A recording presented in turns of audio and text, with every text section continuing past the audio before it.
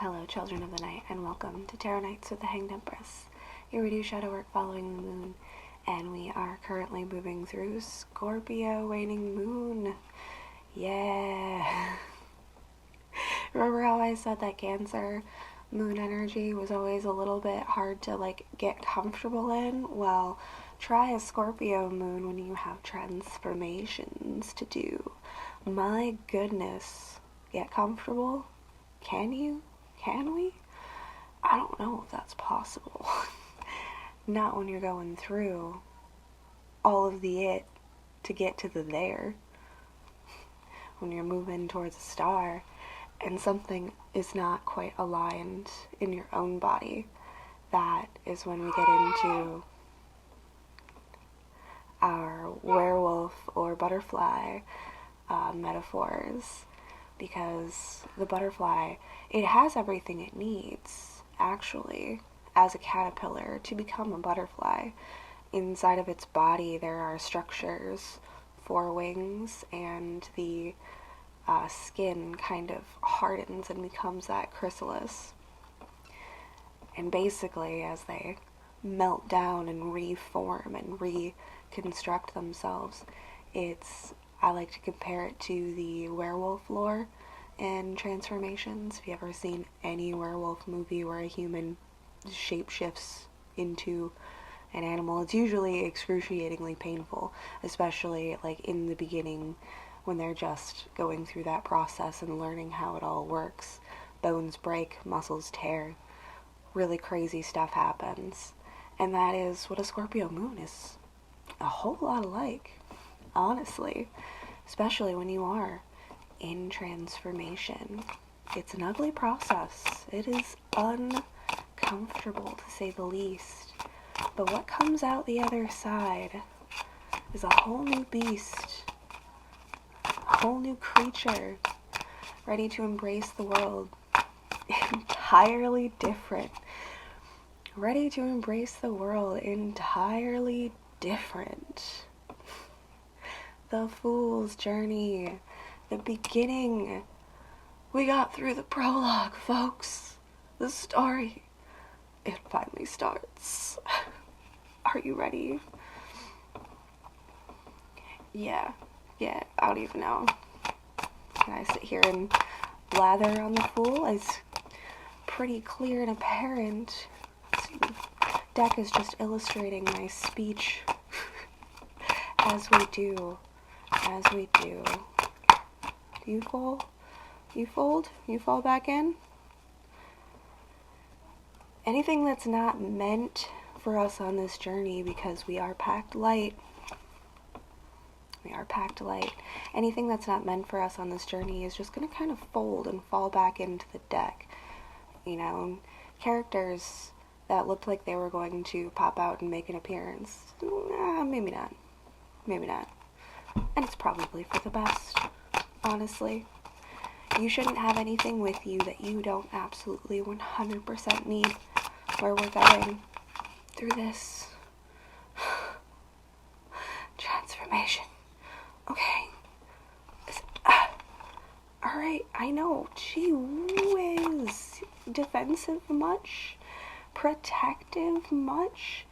Just a little bit clutchy, grippy, this was at the bottom, at the very bottom of everything, and it clung stuck to my hand.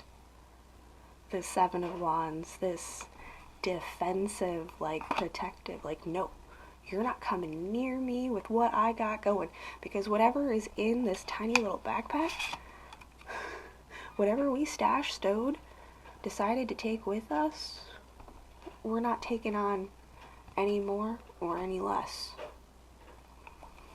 We'll bite you. My journey. Okay. It's your journey. Alright.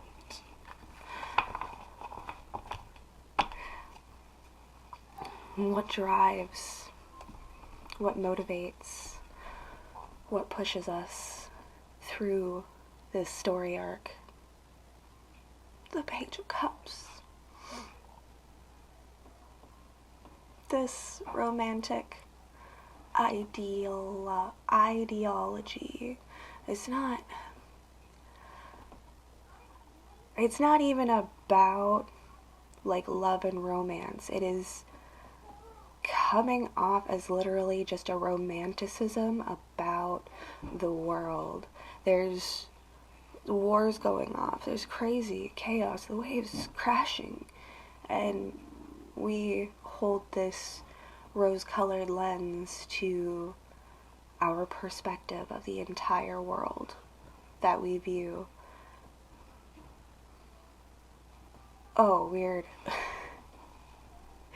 Oh, weird. Sorry, I had a flash on a dream that I had, and there was this person, and there was a point in time. There was a garden, and there was darkness, and then there was a atrium glass ceiling situation, but now there's like yeah, just like a hue, like a glass pane. Is she wearing sunglasses? I feel like she needs to be wearing some like deep red sunglasses to like complete this fit that she's got going on here right now, like as red as the wine in her glass. And it changes the color of the world as we see it, for better or for worse. And I say this because what follows is temperance. And there is a level of this tint, this shade, that does make the world a little bit more appealing, especially when it's so very bright and so very harsh. Again, we have that defensiveness that we're taking along. Like, there might just be like way too much going on, and we gotta put our sunglasses on for the day. You know, we gotta take it easy. We have to apply temperance. It's not that these things are bad. We have to utilize them correctly. Pouring into both sides and tempering the over-romanticism of people, places, things, objects, situations. Did I say places? I said places. We're going to say places again because places feels very important. Or placements, positions, all of those things. We can't pour too much into them, but we can't ignore them or deny or denounce them either. We need to bring and utilize all of that energy in and together and figure out how to make a flow. How can I connect to the water while still staying on land? How can I dive into my romantic, emotional self and still stay grounded without being overly defensive?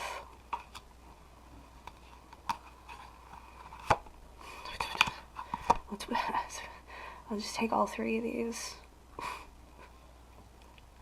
Ten of Cups, Chariot, Ace of Cups. In that order, folks. It's like racing through those emotional cycles, whipping through them so quick, so fast, in such a hurry.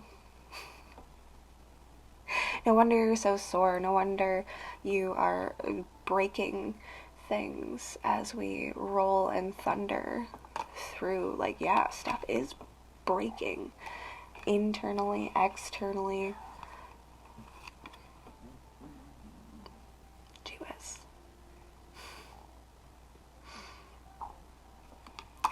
Eight of Swords.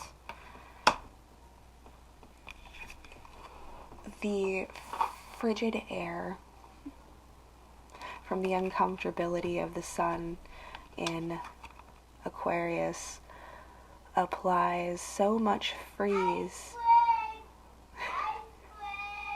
to the metallic structure of the gears that hold this damsel in distress hostage. They're gonna break. If she doesn't move, they're gonna fall.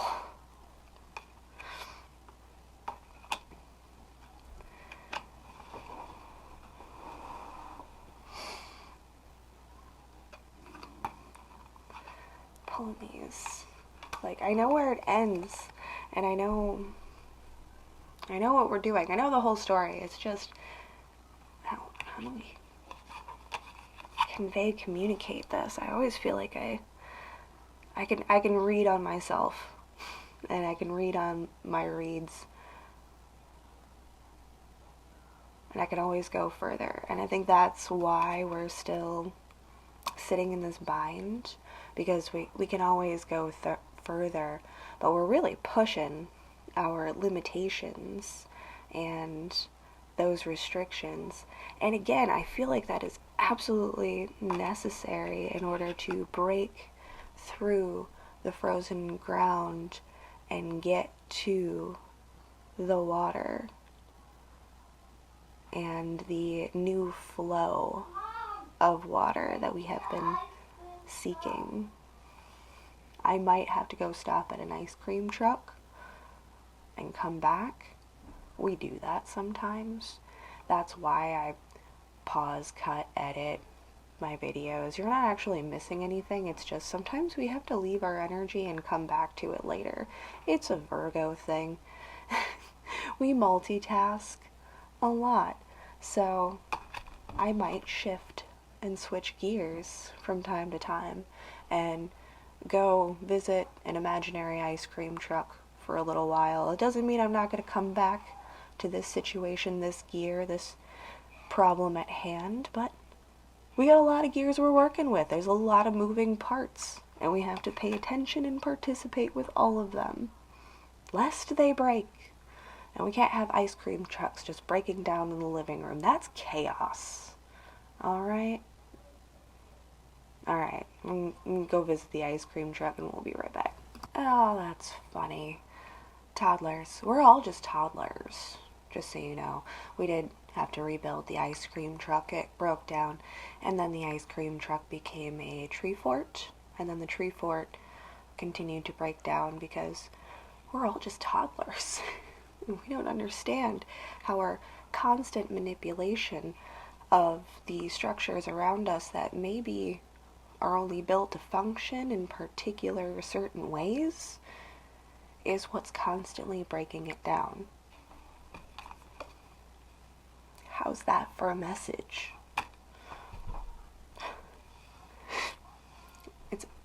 It's couch cushions and blankets. They're stacked. They're stacked. So the structural integrity only holds up if you aren't constantly flipping the blankets and trying to open and close doors that don't exist, right? We're all just a bunch of kids. Alright. One more time. We're gonna get back into this. We still have cards on the table. This energy is still open, and we are still flowing. It's all a part of the message, baby. So there is definitely a sense of, like, urgency, uncomfortability that makes you want to rush through your process, to just hurry up and get it all done and out there. You just want it to be over with as quickly as possible, but I don't think that's how this works. Sorry, but you're just gonna have to continue to work through and with that uncomfortability. Don't let it stop you, but acknowledge the fact that it can slow you down. And tempering your pace and remembering that love is not a race. Self-love, folks. Don't get all crazy.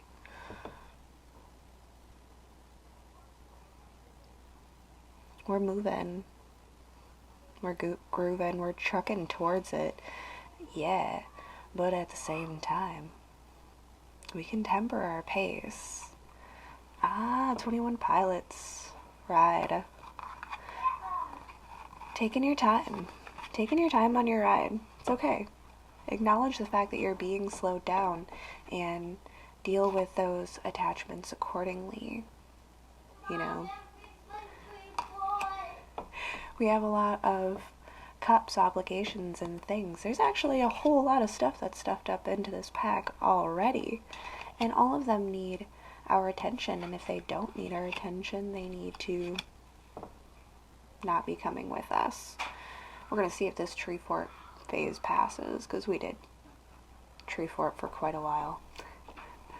I thought we were doing something else. Maybe not.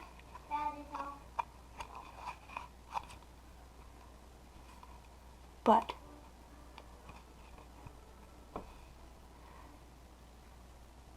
Three of Cups, Five of Pentacles. I want to pull this next card, but I want to leave it on top of our final card. I really just want to, again, take these in stride. It's those oppositions. Finding comfort in uncomfortability. Find comfort in comfortability. Duh, you're comfortable. No. Find comfort in your discomfort. Know that dis-ease is your body reacting and responding and fighting something off. It's actually healthy. It's actually good. Sometimes the uncomfortable parts are really very good. They're just as good as those nice moments that we get to have, and we should appreciate all of them for what they are, because we're never alone here. Even though it feels like the other people around us can sometimes be really dependent on us, that doesn't mean that their presence doesn't offer comfort and value. We can still hold each other's hands and know that we're not alone. No matter how low, how dark it gets, you're not actually really alone. You can reach out. You can hold a hand.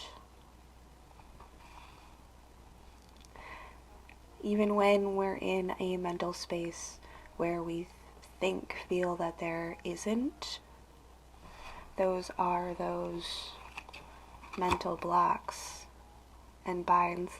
That's a thought of, I could reach out to this person, but what does that mean, kind of thing. We have to attach our own meaning to the comfort of connection. But detaching ourselves from the need of meaning gives us the ability to share and enjoy waters more genuinely, more maturely. We're a little bit grown. We understand now. Oh, this cup is what I hold. This isn't a cup that I received from somebody else. This is my own particular flavor and vintage. This is what I have grown and made of my heart, of my water, and finding that comfortability and acceptance to the taste that you have created and the flavors. Maybe our wine's still a little bit bitter right now. But that just means it needs a little bit more time. Progression can be fast, progression can be slow, but we're never not moving, is still the message. The stars are never not moving. We are never not in motion, even when we feel like we've come to a complete stop. The world keeps turning, and thereby our world will continue to turn and change. So we have to navigate our stars in the sky, they might move a little bit. They might change a little bit. Sometimes they go to the other side and we can't actually see them at all, but we still know that they're out there. They're just reaching a little bit further at that time. But there's also in equal balance the coming together aspect, where I feel like some stars in our sky are stretching out further beyond our reach and further into uncomfortable places. There are also stars coming together.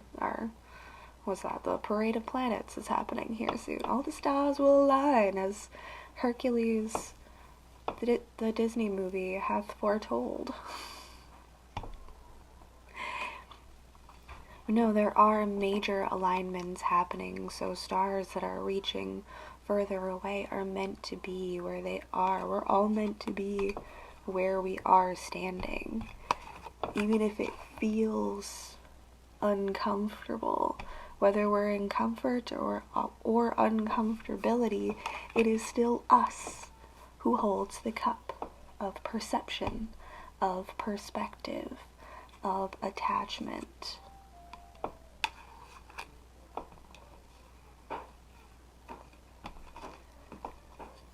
Stars don't attach, they orbit. They move and pass. Nothing ever stays the same. Even though these stars have passed through these different phases and cycles plenty of times, every time it's just a little bit different. Our movement's a little different, we go through things differently, we navigate differently according to our current skies. Did we do it? I think we did it. I think that all came together exactly the way that it needed to. And that, again, is the whole lesson here. Take what you need, not all that you can get. Yes, the sun might be bright, and we might have to put on our shades. We might have to accept that there are things that are slowing us down, and we might have to slow down in order to deal with them accordingly. But that doesn't mean that there isn't momentum and growth, and it all is in our own perception of time and space, and what things mean to us, and how they come about, and how these story arcs play. But now we get to move through, aware that transformation is uncomfortable. Becoming whole and new and aligning yourself to your star is gonna be awkward, it's gonna be weird, it might hurt a lot, but it's okay. It's all a part of the cycle, and it's all a part of the journey and the arc. Remember, our story is just beginning. We just got through the prologues. So now that the prologue is done, we can get into the real action. Let's get going. Thanks, kids. And I hope you have a fantastic moon. We'll see you next time.